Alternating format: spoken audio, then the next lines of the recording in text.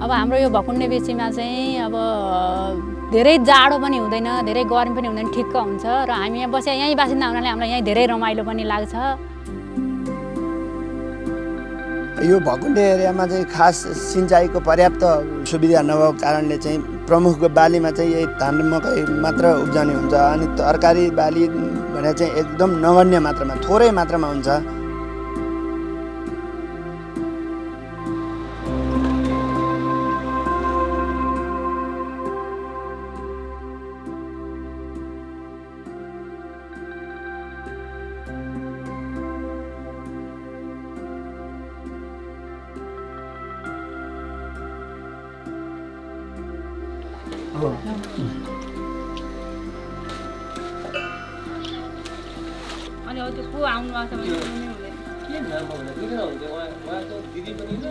नमस्कार, मेरो नाम सुनिता धिताल।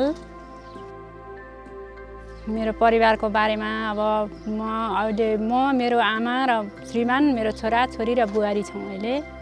उहाँहरू अब छोरा बुहारी चाहिँ काठमाडौँमा बस्नुहुन्छ, छोरी अफिस जानुहुन्छ मेथिनकोट हस्पिटल र हामी चाहिँ यहीँ घरमा खेती किसानी गर्छौँ। म गोविन्द प्रसाद धिताल नवबुद्ध नगरपालिका वार्ड नम्बर 3 मा बस्छु र म यहीँको स्थानीय बासिन्दा हो। म चाहिँ बिहान उठेर पहिला कसेर लाउँछु, घर पुस्छु, अनि पानी लिएर आउँछु, पूजा गर्छु।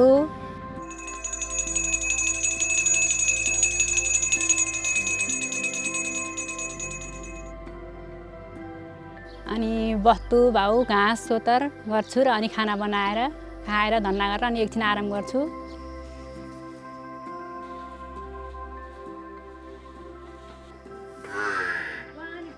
अनि फेरि अब सोतर हुन्छ कि घाँस हुन्छ कि फेरि बस्तुलाई कुँडो पानी फेरि अब बेलुकाको शीतलमा अब तरकारी बारीमा हेर्न जाने, पानी दिने, बिरुवा सार्नु छ सार्ने।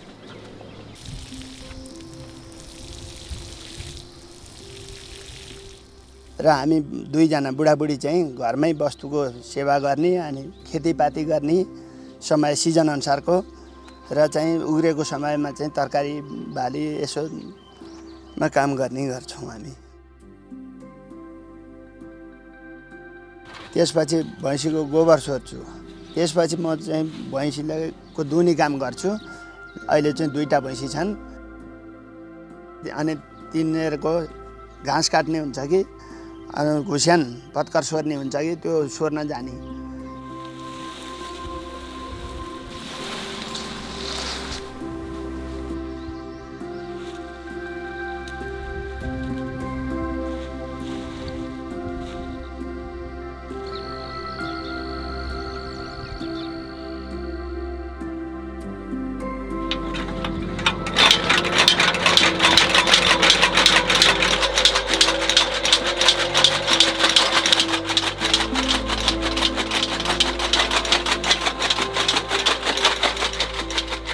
सिजन अनुसार खेतीपातीको काम हुन्छ त्यो गर्न जाने। तरकारी बाली भने चाहिँ एकदम नगण्य मात्रामा थोरै मात्रामा हुन्छ गर्छन् मान्छेहरूले र चाहिँ यहाँ पर्याप्त सिँचाइको व्यवस्था छैन र हामीले चाहिँ यो आकाशे पानीको भरमा गर्नु पर्या हुन्छ, खेतीमा निर्भर छौँ।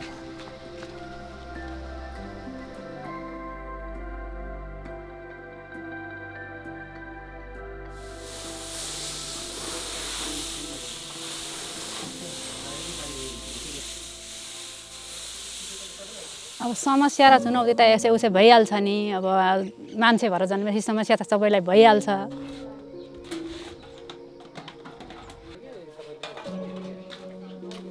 र यो अब खासै दुःख होइन, अन्त हेरिकन हाम्रो दुःख होइन। अब अर्थको लागि हामीलाई यहीँ घरमा आइहाल्छ, एउटा पिउनको लागि त्यहाँ जानुपर्ने हो, त्यही पनि हामीलाई धेरै बेर लाग्ने होइन।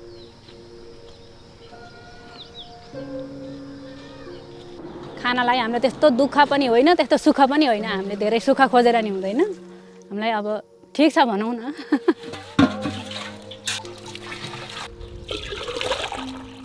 अब कठिनाइ त अब पानी पहिला हिलो चिप्लो हुन्छ, अब चिप्लो भएर लडिन नि सकिन्छ कहिलेकाहीँ। अब खुट्टो मर्किन सक्छ, त्यो त धेरै हुन्छ नि कठिनाइ त। अब अलिकति टाढा जानुपर्छ।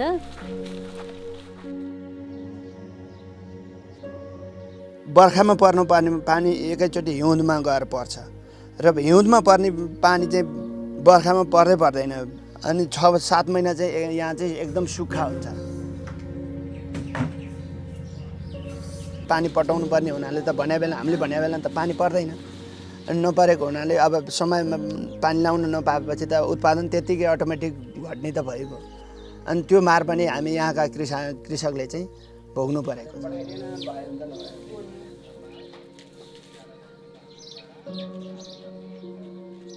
अब खेतीबालीमै नोक्सान परेको छ। अब बाली लाउने बेलामा पानी हुँदैन, अब भित्राउने बेलामा पानी आउँछ अनि नोक्सान त त्यही भइहाल्यो।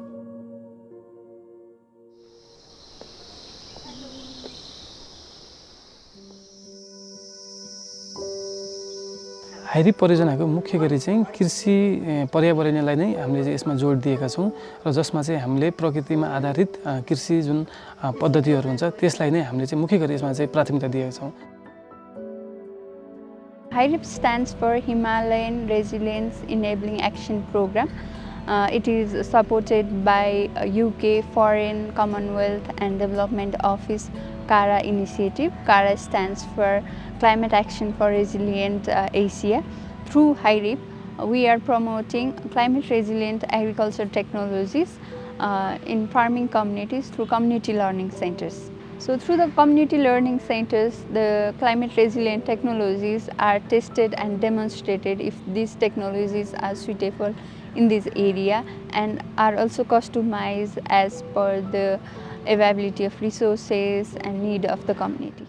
We have implemented HYRIP across different locations in Nepal and other parts of the Hindu Kush Himalayan region, including Bangladesh and Bhutan. Also, we are developing the capacity of the local communities, farmers, local authorities, academia, as well as local government and civil society. HYRIP परियोजना मार्फत हामीले चाहिँ किसानमा चाहिँ निकै नै परिवर्तनहरू देख्न पाएका छौँ।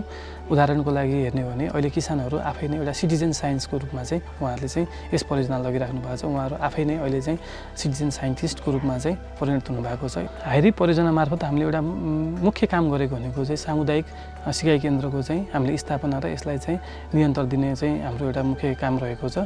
अब सामुदायिक सिकाइ केन्द्र भन्नाले चाहिँ यो भनेको एउटा चाहिँ लर्निङ प्लेटफर्म हो जहाँ चाहिँ किसानहरूले आएर सिक्नुहुन्छ। यहाँ चाहिँ विभिन्न हामीले चाहिँ पद्धतिहरूलाई चाहिँ हामीले डेमोन्स्ट्रेट गर्छौँ जसमा चाहिँ जलवायु मैत्री प्रविधिहरू त्यसै गरी कृषि पर्यावरणीय पद्धतिहरू हुन्छन् जसलाई चाहिँ हामीले एउटा किसानको घरमा अथवा चाहिँ एउटा पुरै गाउँमा पनि हामीले चाहिँ यसलाई चाहिँ हामीले डेमोन्स्ट्रेट गर्न सक्छौँ र त्यो सामुदायिक सिकाइ केन्द्रमा चाहिँ किसानहरू चाहिँ त्यही क्षेत्रका किसानहरू अथवा त्योभन्दा वरपरका किसानहरू आउनुहुन्छ, त्यो क्षेत्रमा आएर देख्नुहुन्छ, सिक्नुहुन्छ र त्यसलाई चाहिँ आफूलाई चाहिँ कुन चाहिँ प्रविधि चाहिँ उहाँहरूलाई चाहिँ सुहाउँदो हुन्छ, उहाँहरूले चाहिँ एफोर्ड गर्न सक्नुहुन्छ, त्यो प्रविधिलाई उहाँहरूले चाहिँ आफ्नो घरमा लिएर चाहिँ यसलाई चाहिँ प्रयोग गर्नुहुन्छ र यो प्रयोग गर्ने पनि हाम्रो के हुन्छ भन्दाखेरि यसमा चाहिँ एउटा मेन एप्रोच भनेको चाहिँ लर्निङ बाई डुइङ र सिइङ इज बिलिभिङ भनिन्छ। यो एप्रोचबाट हामी चाहिँ कम्युनिटी लर्निङ सेन्टरलाई चलाइरहेका छौँ।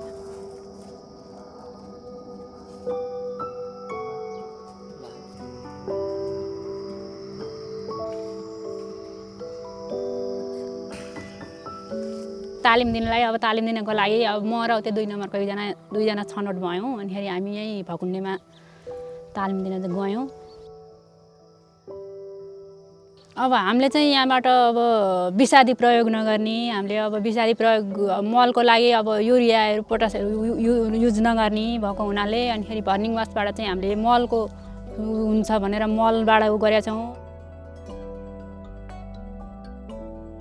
तपाईको यो भर्मिङ वासले चाहिँ बोट बिरुवालाई चाहिने चाहिँ सूक्ष्म तत्त्वहरू चाहिँ त्यसबाट निस्किएको त्यो गणेउलाबाट उसले खाएर त्यस्तै निस्किएको रसबाट चाहिँ तपाईको बोट बिरुवालाई चाहिँ चाहिने सूक्ष्म तत्त्वहरू चाहिँ त्यसले पर्याप्त दिने हुनाले हामीले यो विषादी अथवा भिटामिनहरू चाहिँ मा पैसा खर्च गर्नु नपर्ने त्यो एउटा कुरो त्यो थाहा पायौँ।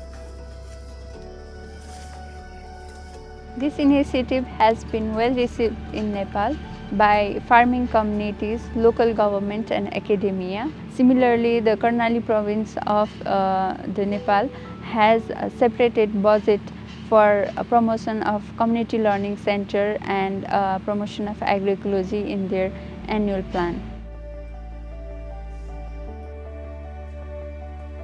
अहिलेसम्म त हामी नै सुरुवाती अवस्थामा छौँ हैन, हामीले पनि पुरा ज्ञान हासिल गरिसकेका छैनौँ। दात्री संस्था, सङ्घ संस्था र राज्यले पहल गरिदियो भनेदेखि हामीलाई किसानलाई चाहिँ अलि सहज हुन्थ्यो कि सफा सुग्घर वातावरण होस् हैन, र आफ्नो गरेर खानलाई र अर्काको आश गर्नु कसैले पनि नपरोस् भन्ने म चाहन्छु।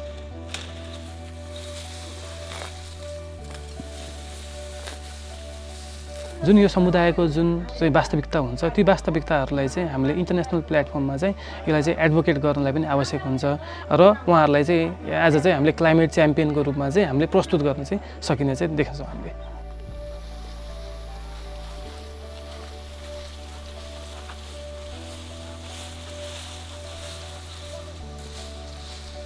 अब सबै किसानहरूलाई चाहिँ अब हाम्रो छोराछोरी अब विदेश नपठाउँ, हाम्रो यहीँ बसेर खेती गरौँ, कि तरकारी रोपौँ। अब हाम्रो चाहिँ फल रोप्छौँ, फल रोपेपछि फल्नु पर्यो, फरुन्जेल कुर्नु पर्यो, पाक्नु पर्यो, अब अनि त्यही पकाउनको लागि पनि फेरि पकाउनु पनि पर्यो, उहाँ मात्रै पाकेर पनि भएन। अनि त्यसलाई अब कुर्नको लागि त हामीले धैर्यता त लिनु पर्यो। सहनशीलता भनेको चाहिँ आफ्नो क्षमता हैन त, आफ्नो क्षमता नै हो। धैर्यता लिन सक्नु पर्यो र अवश्य गन्तव्यमा चाहिँ पुगिन्छ। जय किसान।